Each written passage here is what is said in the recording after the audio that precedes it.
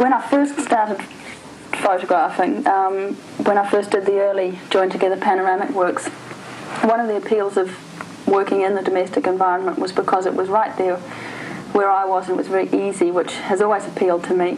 In the panoramic photographs, I'm a participant in them, and I always saw that I was a participant in them rather than the subject of them, although that was obviously a crossover, but they were never, I never felt that they were portraits in the conventional sense of a portrait, which is addressing the inner person or whatever. They were, like I was as much of an element as anything else in the photograph in a way. The work that's in the show is text about domestic things. I guess it's these questions, things that bother you in the middle of the night, and they're about domestic things again, and it's still domestic trivia. So it's working in the same area, which is an area that's always interested me, but it's just presenting these ideas in different ways and looking at different aspects of your own life. You've had that domestic kind of subject matter, but how has it changed in the way it looks over recent years? Well, it's gone from the 3-part or more panoramas using real life setups, but essentially set up through models to works with background and text, the background being carpet or water or something like that, which is reasonably neutral but maybe slightly emotive in some vague way.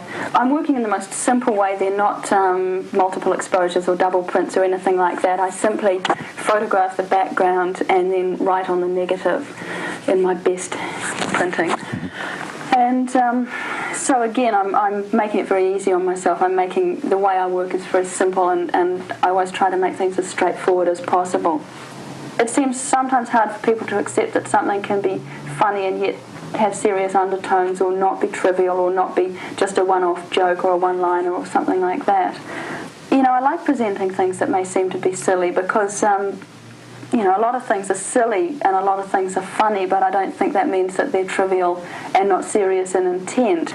I like the idea of making an artist's diary, which was something I never did in the 70s and early 80s when it was more fashionable to do it, and I always wanted to, but artists' diaries are always showing how terribly creative you are, and they're full of all these ideas and all these thoughts that you have, and my diary's full of blank pages and really boring things I have to do, which I think most people's diaries are.